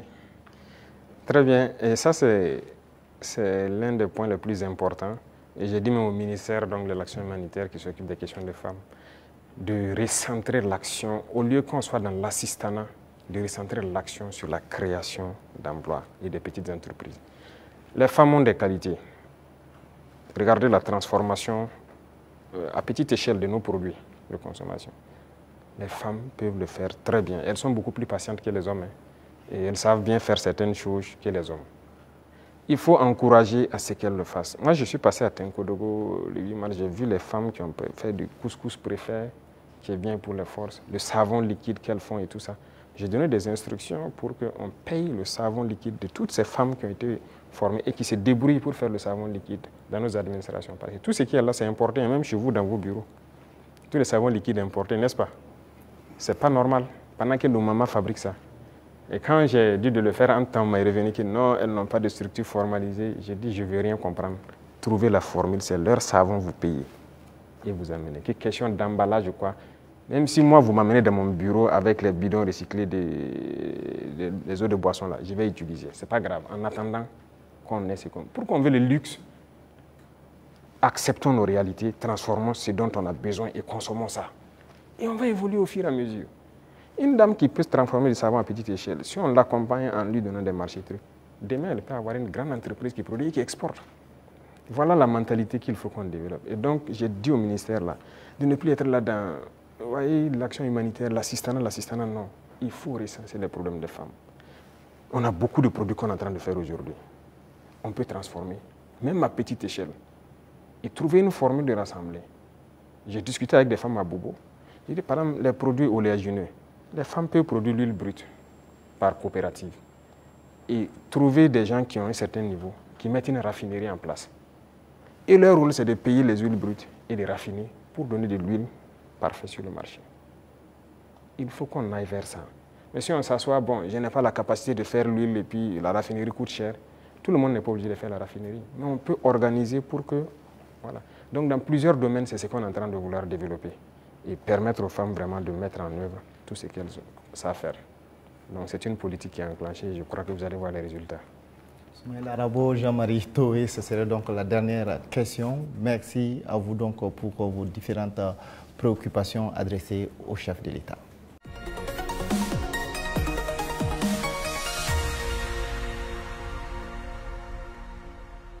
Excellence, nous accueillons à présent Sekou Tangara de la télévision Africable et Abdou Zouré de Faso 7. Ils vont échanger avec vous sur des sujets en lien avec la diplomatie et l'AES. Bonsoir, chers confrères. Alors, vous disposez pour ce volet de 15 minutes. Merci, Sagnon. Monsieur le Président, l'Alliance des États du Sahel a 2 ans. Comment est-ce qu'elle se porte aujourd'hui? Quel est son état de santé? Merci. Je dirais que l'évaluation de l'état de santé, c'est à travers la population qu'on peut le sentir. Et à travers la population, je pense qu'elle se porte bien. Parce que l'AES n'appartient pas aux dirigeants, l'AES appartient au peuple. Et les peuples ont adhéré. Ça fait que c'est exceptionnel ce qui se passe. L'AES a pu unir, rapprocher les peuples et c'est ça le plus important. Donc on rend grâce à Dieu. C'est un enfant de 2 ans. On a l'impression que la tête est là, les pieds aussi. Mais Monsieur le Président, on a l'impression que les bras ne sont pas encore là. On parle d'agence d'exécution, de maître d'ouvrage. Il était question de transformer l'autorité du Liptako Gourmand en agence d'exécution. À quand est-ce que les populations de l'AES pourront voir ces projets de développement, les projets structurants au bénéfice des populations? Très bien. Je pense que là, c'est une mutation qui est en cours. Ce n'est pas définitif d'abord. Il y a toujours la réflexion, parce que c'est un administrateur provisoire qui est là. Et il faut réfléchir comment on peut la rendre effective en agence d'exécution. Donc c'est une réflexion qui progresse toujours. Parce qu'il ne faut pas faire les erreurs de reconduire les mêmes institutions. Si on se calque sur les mêmes institutions qui ont échoué, ça ne va pas marcher. Et quel type de projet on veut faire pour une population? Qu'est-ce que la LG faisait et qu'est-ce que nous on veut maintenant? La routine, c'est quoi pour certaines agences d'exécution ou quoi? C'est de voir les bailleurs de fonds, réunir les financements pour des projets. Mais ça veut dire des prêts pour les populations. Est-ce que c'est ce que nous voulons? Je ne pense pas. Nous partons d'une question endogène. Et si on dit endogénéité, voilà pourquoi la banque d'investissement, si vous remarquez, le prélèvement est fait pour qu'on puisse ravitailler la banque d'investissement. Il faut que si nous voulons qu'elle fonctionne, que si elle a besoin de faire des projets dans l'espace, que la banque puisse a priori financer. Mais si c'est pour constituer une agence et repartir chez les mêmes impérialistes pour aller se mettre à prêter l'argent pour certains projets, peut-être qu'ils n'ont même pas la même vision que nous, ce n'est pas évident. Donc la réflexion est toujours en cours, ce n'est pas définitif. Monsieur le Président, l'AES, c'est aussi la lutte contre le terrorisme. Aujourd'hui, où en sommes-nous avec la force conjointe et quelles sont les actions fondamentales qui ont été posées sur le terrain? Alors, la force conjointe, nous avons fait l'architecture, comme vous avez pu le voir.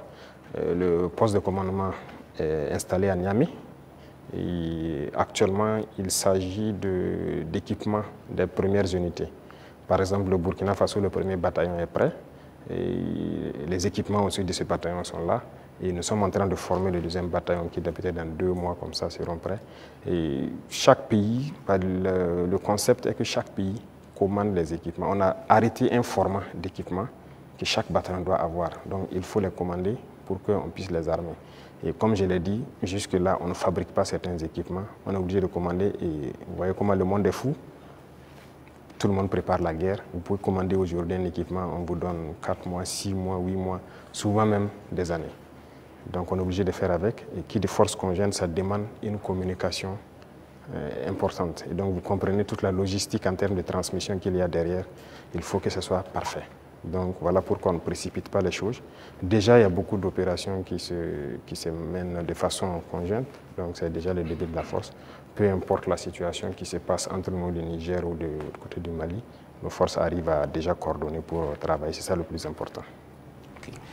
Quand on regarde, pour rester sur la force conjointe, quand on regarde la photographie de l'AES, la Confédération est entourée par des pays avec lesquels souvent il y a des frictions diplomatiques. C'est-à-dire quand on prend le Niger, il y a des frictions avec le Bénin, le Mali, il y a des frictions avec l'Algérie, le Burkina, même si on ne le dit pas, des petites frictions souvent avec la Côte d'Ivoire. Comment transformer justement ces frictions diplomatiques en opportunités opérationnelles pour lutter contre le terrorisme, Monsieur le Président? C'est ce que j'ai dit. Vous voyez, c'est autour de l'AES. Si nous connaissons la menace qu'il y a autour de nous, l'opportunité, la seule opportunité à saisir, c'est de développer des armées très fortes et d'essayer de nous développer. C'est la seule opportunité. Sinon, l'adversité, on va toujours l'avoir. Ce n'est pas comme ce que vous avez cité, c'est réel. C'est réel. Mais qu'est-ce qu'on peut bien faire? Le problème en Afrique, très souvent, ce sont les dirigeants. Ces frictions diplomatiques, c'est pas entre, moi je n'aime même pas dire les frictions entre les États. Il n'y a pas de friction entre les deux pays ou quoi. Il y a friction entre les dirigeants des pays. Est-ce qu'entre armées de l'AES et ces pays-là, ça coopère, ça se renseigne, il y a la collaboration? Bon, pour certains cas, je ne sais pas, mais je prends par exemple le cas de... Même avec le Bénin, nous, on n'a pas les mêmes approches en termes de terrorisme. Je prends par exemple le cas du Bénin. Moi, avant d'aller à Moscou la dernière fois, en mai, un jour, j'étais là, il y avait une menace qui planait sur un détachement au Bénin. Mais les militaires n'attendent pas de monter au niveau politique ou quoi que ce soit pour certaines choses. Ils ont contacté nos forces à l'Est, qui ont confirmé en tout cas la menace. Ils ont demandé si on pouvait faire quelque chose. Moi, j'étais encore là, c'était un samedi, je me souviens. J'ai ordonné à nos appareils d'aller survoler et voir ce qui se passe, parce qu'ils ont intercepté les communications de regroupement. Effectivement, les drones sont arrivés à la frontière, ils ont vu que les terroristes se regroupaient pas loin de leur base. On a frappé et on a avorté l'attaque. Ce n'est pas une fois, ce n'est pas deux fois. Vous voyez, les forces coopèrent. C'est ça l'esprit militaire. Un bon militaire, la menace d'abord, il y a une menace commune. Mais maintenant, c'est souvent au niveau, comme je l'ai dit, au niveau des dirigeants, beaucoup n'ont pas compris. Ils sont là dans des guerres inutiles. Mais le plus important, la menace est commune. Si quelqu'un croit qu'il peut se soustraire de la menace, il se trompe. Donc on coopère. Les militaires coopèrent. Vous avez dû voir, par exemple, nous et les dirigeants ivoiriens, il ne faut pas se mentir, ça ne va pas. Mais vous avez dû voir nos militaires, très souvent même, qui se retrouvent, qui s'assoient ensemble à la frontière, qui causent. Voilà, ça fait partie. C'est l'occasion de parler des 6 éléments du DARA. Où est-ce qu'on en est? On a entendu les autorités lors d'une conférence de presse, ils en ont parlé. Au niveau du Burkina Faso, comment est-ce que ça se passe? Qu'est-ce qu'ils ont dit? Ils ont franchi la frontière, ils ont été interpellés. Ils sont là. D'accord. Chaque fois que quelqu'un franchit la frontière, il rentre, mène des actions. Que si ce sont des civils, généralement, c'est qui rentrent, qui posent des questions, qui font des enquêtes. Ça, c'est de l'espionnage, en fait. Donc, c'est logique qu'on les arrête et qu'on les entende. C'est comme avant ça, il y avait des gendarmes qui avaient franchi en armes. C'est arrivé 2 fois, il y avait 6 et 2 entre-temps. On les avait arrêtés, on les avait amenés jusqu'à Ouagadougou avec les armes, on les a auditionnés. Mais un jour, le ministre de la Défense m'a dit que son homologue l'a appelé et plaidé si on peut les libérer. J'ai vu les services de renseignement et j'ai dit, bon, écoutez, s'ils ne sont pas rentrés avec une mauvaise intention et tout, fraternité d'armes et tout ça, il faut les libérer. Le même jour, ils ont été libérés. Et nous aussi, nous espérions que les Ivoiriens, il y a des civils burkinabés en prison, qu'ils les libèrent. Malheureusement, c'est 2 ou 3 jours après, on apprend le décès de notre frère en prison. Et les autres qui sont en prison sont toujours en prison. Et même ce sont des civils, des commerçants. Écoutez, ça, c'est pas de la bonne collaboration. Donc, pour les 6 éléments, on attend. On n'a rien reçu d'abord comme approche ou quoi que ce soit. Pourtant, le porte-parole du gouvernement ivoirien a indiqué qu'ils espèrent, qu'ils privilégiaient la voie du dialogue avec le Burkina Faso. Il a dit en conférence de presse le mercredi passé. On les attend. Nous, si on avait privilégié la voie du dialogue, on espérait aussi qu'ils libèrent nos civils innocents et qu'ils viennent.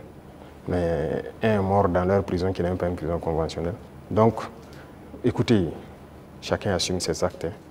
Et nous, on n'a pas l'art de mentir. Ce qui est réel, on le dit. On n'a pas de personne à nous approcher d'abord. Donc la situation est telle qu'elle. Voilà. Les relations entre l'AES et la CEDEAO sont claires, elles sont limpides, c'est la rupture. on se pose des questions par rapport à l'UEMOA. Récemment, lors de la conférence des ministres des Finances de l'UEMOA, il était question que ce soit le Burkina Faso qui préside la conférence des ministres. Ça n'a pas été le cas. Comment est-ce que cette question a été abordée au niveau du collège des chefs de l'État de l'AES? Quelle lecture vous en faites? Non, ce n'est pas surprenant. Nous, on était préparés à ça, ce n'est pas surprenant. Vous voyez, il y a des gens qui se prévalent de gouverner toute l'Afrique de l'Ouest et qui sont les... Ça ne marche pas avec nous. Ça ne marche pas, on les a dit clairement. Moi, j'ai des gens avec certains chefs d'État, j'ai dit ça ne marche pas. Y a-t-il de quoi quitter l'UEMOA, Monsieur le Président? Mais s'il y a nécessité. Et peut-être on tend vers ça. Si on ne peut pas gouverner, qu'est-ce que vous voulez? On cherche. Ça a été le même cas que la CEDEAO. On nous pousse vers la porte, ben on va partir. Donc on les regarde. La balle est dans leur camp. En préparant l'émission, Monsieur le Président, en préparant l'émission, on a appris que vous aimez cette formule « tout est urgent ». Au sein de l'AIS, est-ce qu'il y a plus urgent, même dans la hiérarchisation des urgences, qu'est-ce qu'on peut privilégier aujourd'hui? Les urgences au niveau de l'AIS? Oui. C'est la question sécuritaire. C'est le plus urgent. Et vient maintenant la question du développement qui est liée à la question sécuritaire. Il faut qu'on libère nos terres et qu'on sécurise nos populations. Ça, c'est l'urgence absolue. Donc, tout l'effort, toute la concentration, même nos tâches quotidiennes doivent être orientées vers ça. Chaque fois qu'il y a un incident, en tant que chef d'État, on doit être au courant et on doit s'intéresser, on doit trouver des solutions et ainsi de suite. C'est ça qui est le plus important. Et réfléchir constamment, récupérer nos terres, sécuriser, faire en sorte que même dans 100 ans, cette situation n'arrive plus. Monsieur le Président, l'AES, c'est un même peuple, c'est un même destin. On est curieux de savoir comment les autres pays de l'AES perçoivent la révolution burkinabé. Peut-être qu'ils viendront en révolution. C'est une étape. Mais il faut savoir que le Burkinabé est intrinsèquement révolutionnaire. C'est le même peuple, par la mentalité actuellement qu'on a réussi à inculquer. Mais fondamentalement, vous-même vous êtes Burkinabé, vous savez que non n'est pas facile. Le Burkinabé est intrinsèquement révolutionnaire, ça fait que la révolution passe plus facilement. Voilà. Même quand on ne faisait pas la révolution, les gens même réclamaient la révolution. Donc les autres, ils vont aussi proclamer sûrement, j'espère. On n'a pas le choix que de faire une révolution. Sinon, tout autre concept ne marchera pas. Voilà, il faut révolutionner. Ben, merci donc à vous pour ces différentes questions relatives donc à la diplomatie et à l'AES.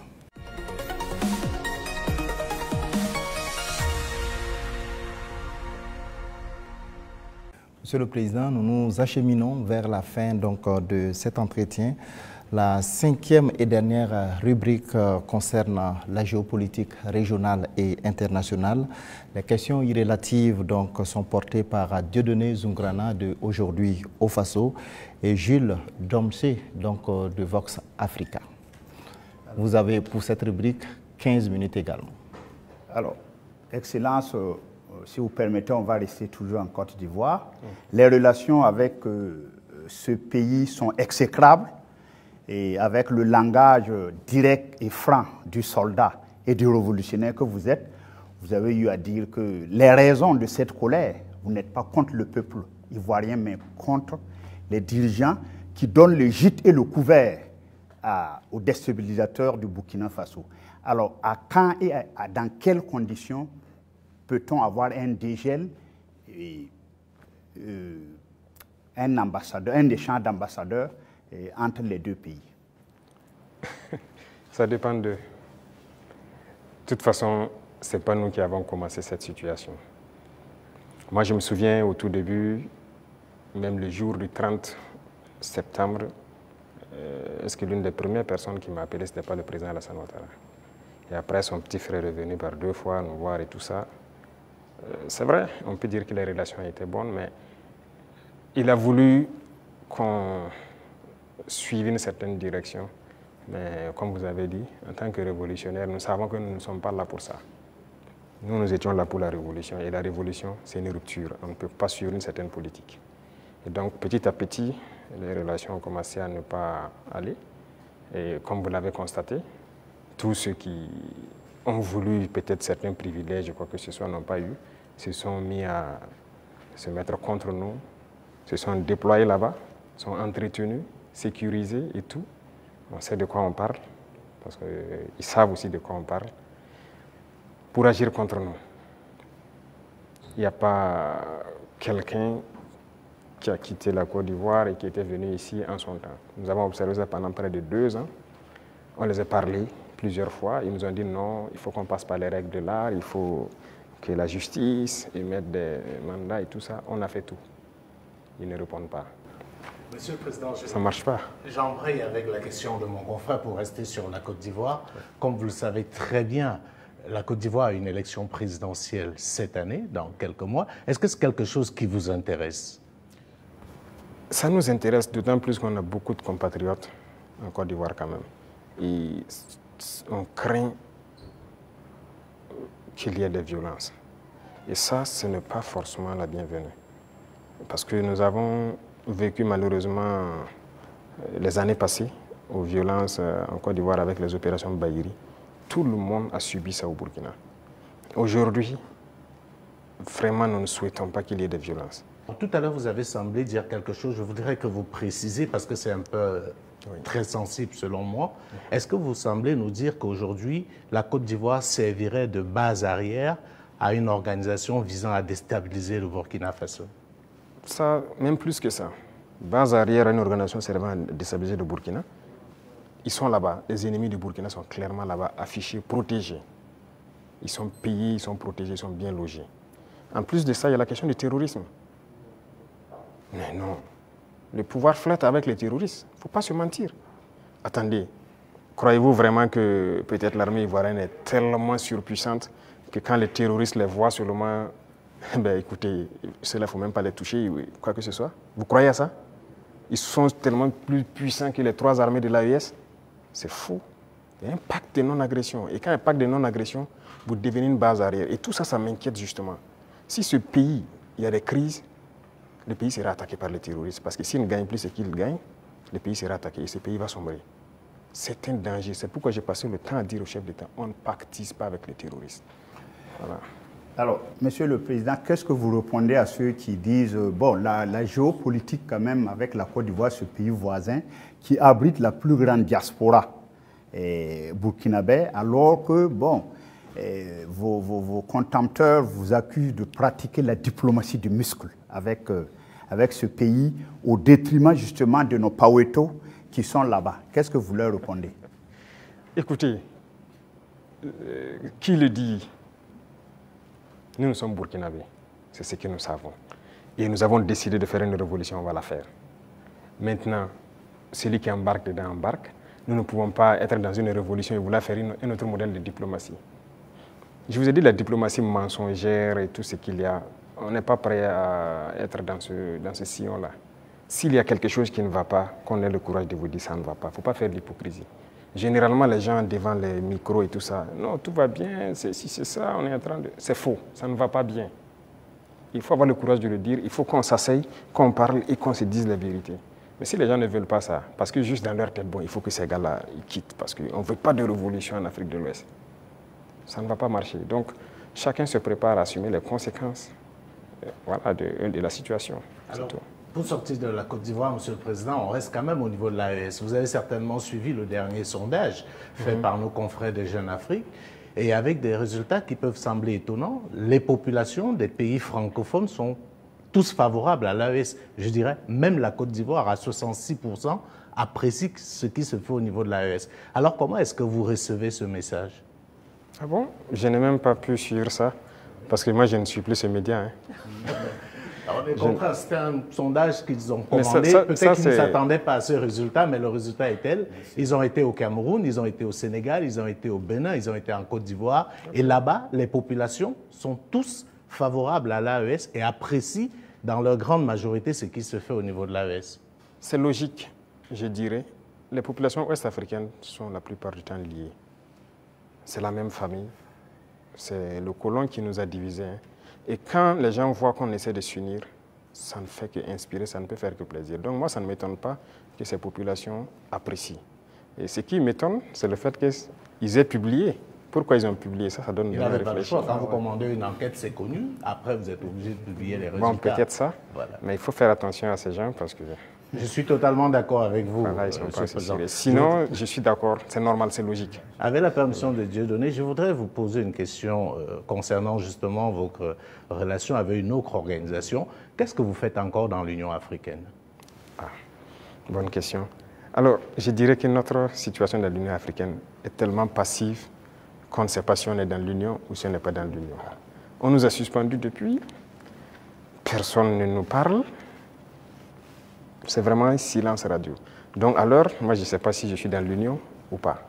Mais est-ce qu'il ne faudrait pas marquer le coup en posant aussi un acte historique, comme cela a été le cas avec la CEDEAO, en claquant la porte à une institution qui visiblement ne sert pas à grand-chose? J'ai eu à discuter avec un diplomate de cette organisation.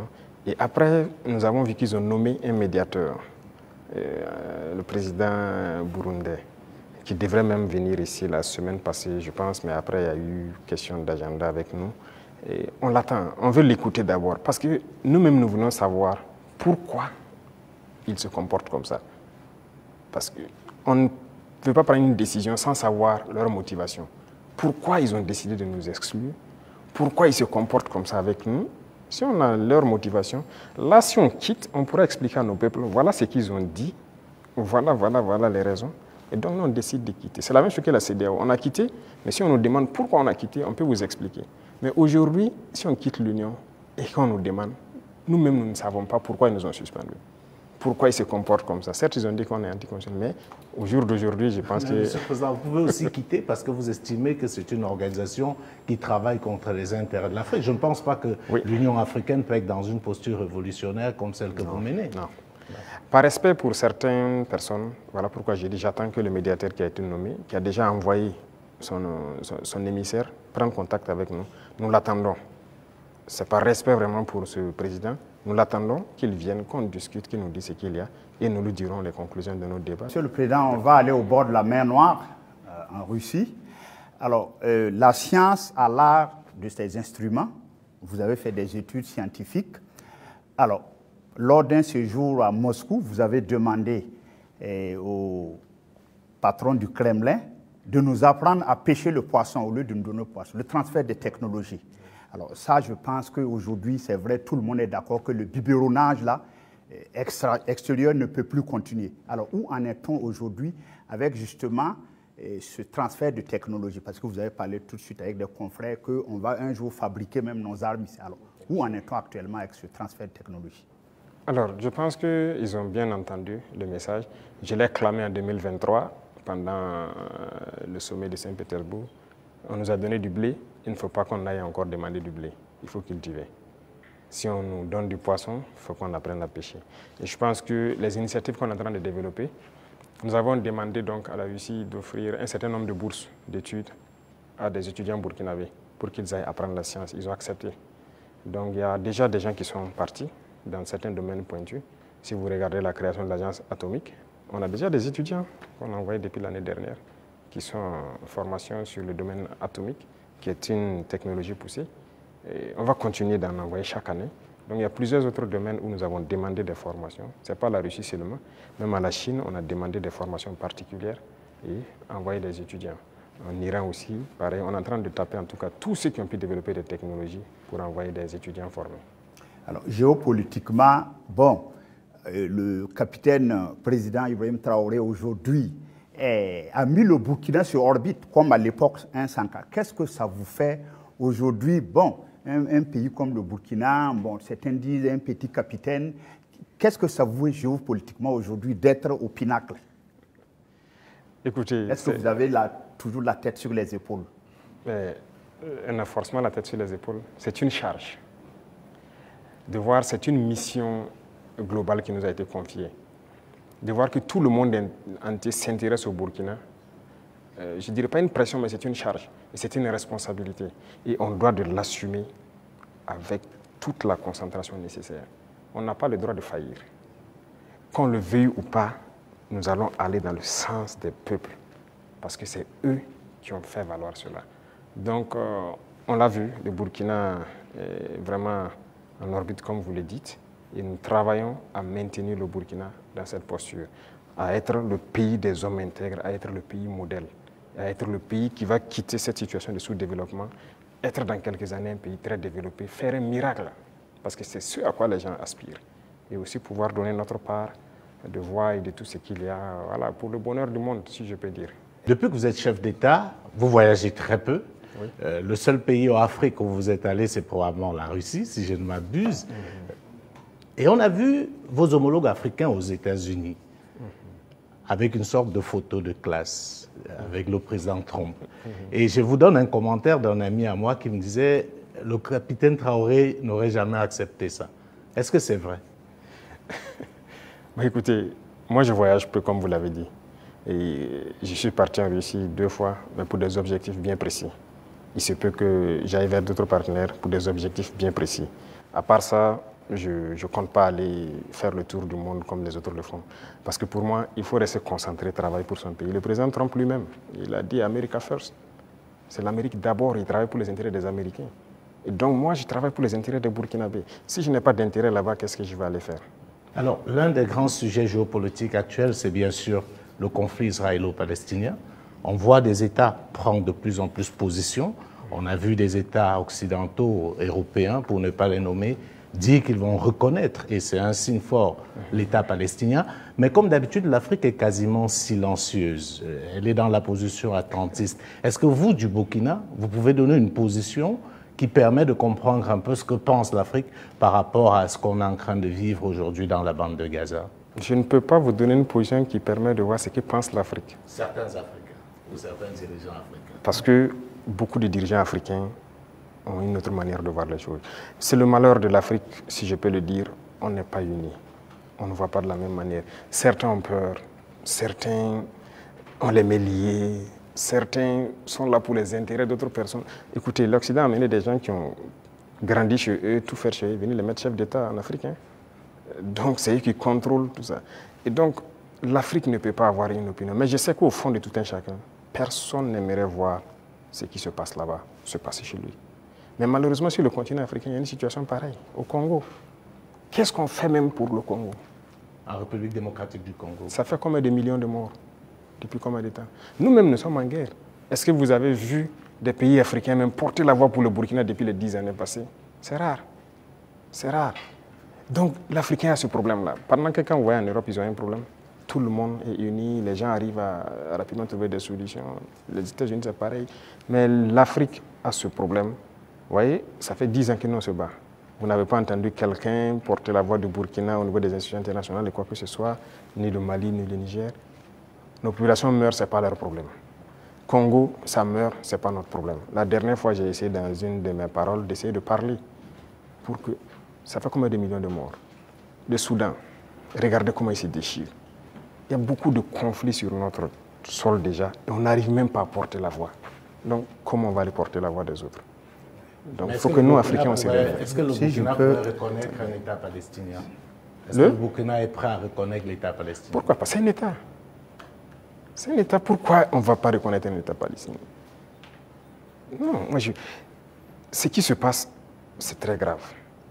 Je pense que l'État palestinien existe et doit exister. Sinon, cette guerre ne finira jamais. Là où nous partons, ça ne finira jamais. Pendant que vous croyez que ça va finir, ça reprend de plus belle. Et on va continuer comme ça.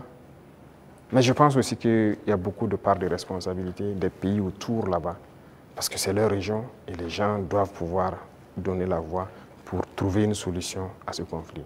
Voilà. Et quant à nous, on continue de se battre ici. L'État burkinabé qui doit demeurer, c'est ça qui est le plus important. Et on se bat pour notre État burkinabé.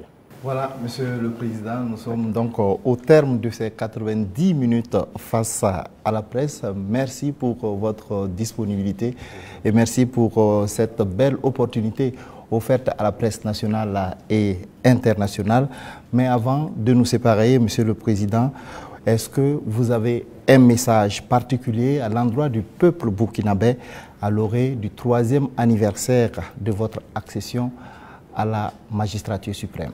Pour le peuple burkinabé, ça fait 3 ans que nous sommes là et qu'on chemine.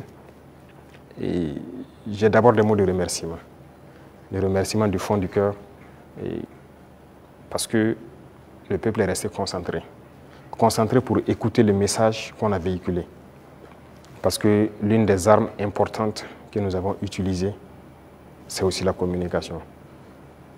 Et parce que nous avons compris que les impérialistes ont toujours utilisé la communication pour détruire l'Afrique. Parce que tout ce qui se passe comme conflit, ce sont des manipulations. Ce sont des manipulations. Regardez, je prends encore le cas du Soudan. 2 groupes sont manipulés par des puissances. Faudrait-il pas à un moment donné qu'on se parle, on s'assoit, on exploite nos ressources ensemble, on fait vivre nos populations, on va continuer à se déchirer? Tout ce qui s'est passé comme assassinat de leaders politiques en Afrique, les guerres et tout, c'est à travers la communication qu'on a manipulé. Et la communication est très importante. Et ça, le peuple burkinabé a été concentré pour percevoir le message. Et nous continuerons de communiquer pour les faire comprendre ce que nous faisons et vers où nous partons. Ça, c'est le plus important. Deuxième chose, je remercie Dieu aussi, qui a permis à ce que nous puissions, en tout cas malgré la guerre, poser des actes et communiquer sur ces actes pour que le peuple comprenne qu'un lendemain meilleur est possible. L'espoir est permis. Et tant que les gens garderont cet espoir, on va y arriver au point où nous souhaitons. Et la dernière chose, c'est cette situation sécuritaire qui est là, de rassurer que la guerre va finir au Burkina Faso. Nous vivrons en paix, nous ferons ce que nous avons à faire de nos richesses et nous allons nous développer. Ça, c'est une certitude. Le rêve que nous avons pour le Burkina Faso, nous allons l'accomplir.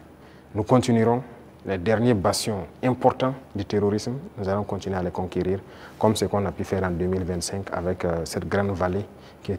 Je vais vous donner une position qui permet de voir ce que pense l'Afrique. Le peuple burkinabé, à l'orée du 3e anniversaire de votre accession à la magistrature suprême.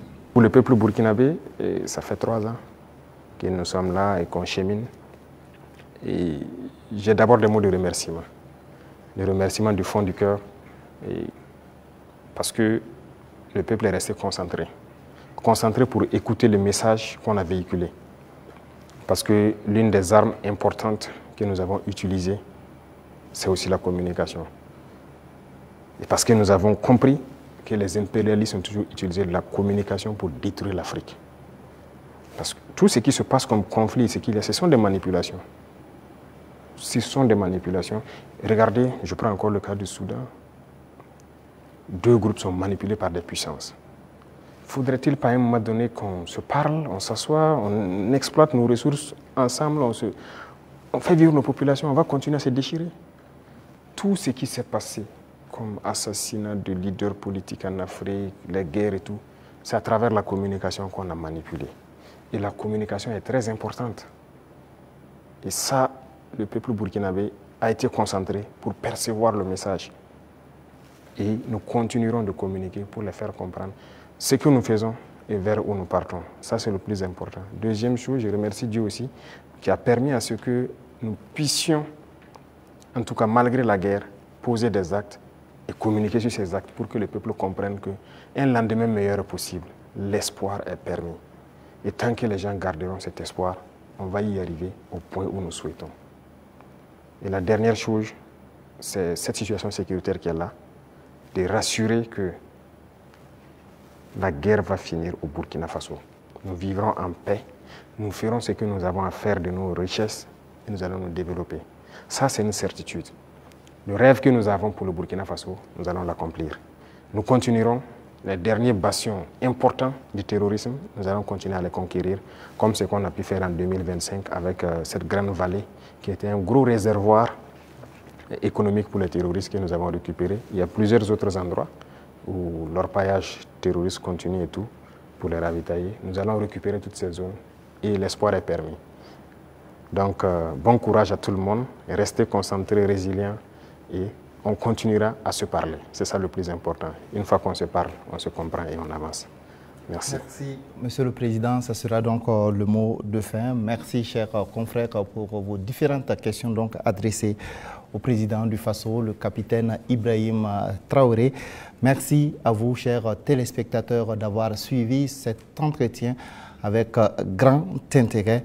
Restez donc en compagnie de nos programmes. Merci.